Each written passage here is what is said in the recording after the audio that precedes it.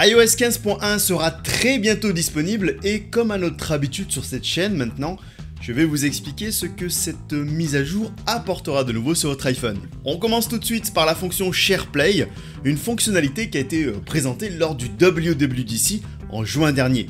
SharePlay est directement lié à FaceTime et vous permettra tout simplement de partager ce que vous êtes en train de regarder ou d'écouter sur votre iPhone avec votre interlocuteur. Vous pourrez du coup vous prévoir de mater un film ou une série avec votre ami à distance et même continuer de converser avec si vous souhaitez par exemple réagir ensemble sur ce que vous êtes en train de regarder. Bon bien sûr, c'est toujours plus agréable d'avoir cette personne à côté quand on prévoit une session cinéma à la maison par exemple, mais disons qu'Apple nous propose là une solution qui est en fait cohérente avec tout ce qui se passe en ce moment. Pour l'instant, seule une petite poignée d'applications vidéo est compatible SharePlay, comme bien entendu Apple TV+, mais aussi d'autres services de streaming vidéo comme Disney+, ou encore Twitch. Et vous ne pourrez pas seulement partager ce que vous êtes en train de regarder, car vous pourrez aussi partager votre session d'écoute de musique. Mais pour l'instant, seul Apple Music est compatible avec SharePlay. La bonne nouvelle est que SharePlay est disponible sur tous les iPhones et iPad sous leur dernière version d'iOS, mais aussi sur Mac sous macOS Monterey. Donc la fonction SharePlay n'est pas seulement réservée aux iPhone 13 Pro, contrairement au ProRes. Le 14 septembre dernier, Apple nous a présenté la nouvelle génération d'iPhone, à savoir l'iPhone 13 mini, l'iPhone 13, l'iPhone 13 Pro, ainsi que l'iPhone 13 Pro Max. Et l'une des différences entre les iPhone 13 et les iPhone 13 Pro est l'intégration du mode ProRes seulement sur la gamme Pro. Et c'est vrai qu'on en a beaucoup entendu parler, mais concrètement, qu'est-ce que ce mode ProRes? Le mode ProRes est un mode, ou plutôt un codec vidéo, qui permettra à l'iPhone 13 Pro de pouvoir filmer avec un taux de compression beaucoup moins élevé que quand vous filmez dans un codec classique, comme le H264, ou le H265. Pour vous expliquer un peu plus clairement, quand vous filmez en ProRes, votre iPhone va pouvoir capter et enregistrer un maximum d'informations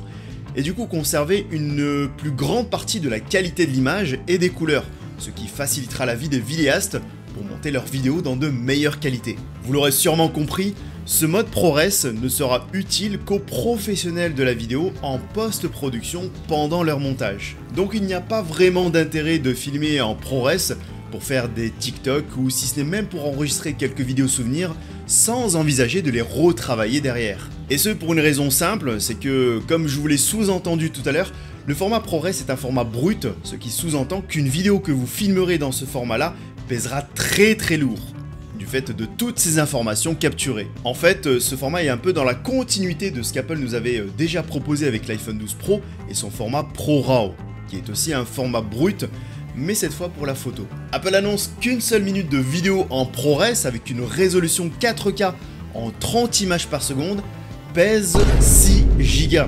C'est du très lourd. J'en ai d'ailleurs moi-même fait le test lors d'une de mes promenades et pour seulement 15 minutes de rush vidéo, j'en ai eu pour presque 90 Go sur mon iPhone. D'ailleurs, si vous voulez voir un petit peu ce que donne cette vidéo filmée en ProRes et ensuite montée sur Final Cut Pro, n'hésitez pas à cliquer sur le petit juste là. Et en même temps, vous profiterez d'un petit moment zen et n'hésitez surtout pas à me donner votre avis là-dessus. Mais si vous êtes un professionnel de l'audiovisuel et que vous souhaitez avoir plus de liberté sur la colorimétrie ou sur la luminosité de vos vidéos en post-production pendant vos montages, ce codec est parfait pour vous, bien que rendant des vidéos très volumineux, trop volumineux même, pour transiter rapidement via du Lightning. Mais bon, là on rentre dans un autre sujet qui fera sûrement l'objet d'une prochaine vidéo. Cependant, il y a quand même une nuance à prendre en compte si vous n'avez pas encore acheté l'iPhone 13 Pro et que vous envisagez de le faire pour profiter du codec ProRes. Sachez tout de même que bien que le ProRes soit disponible sur tous les iPhone 13 Pro et bien sûr Pro Max, ce n'est qu'à partir de leur version avec 256 Go de mémoire que vous pourrez en profiter pleinement, à savoir en 4K 30 images par seconde. Les iPhone 13 Pro et 13 Pro Max avec la mémoire de base de 128 Go ne pourront user du ProRes qu'en 1080p 30 images par seconde.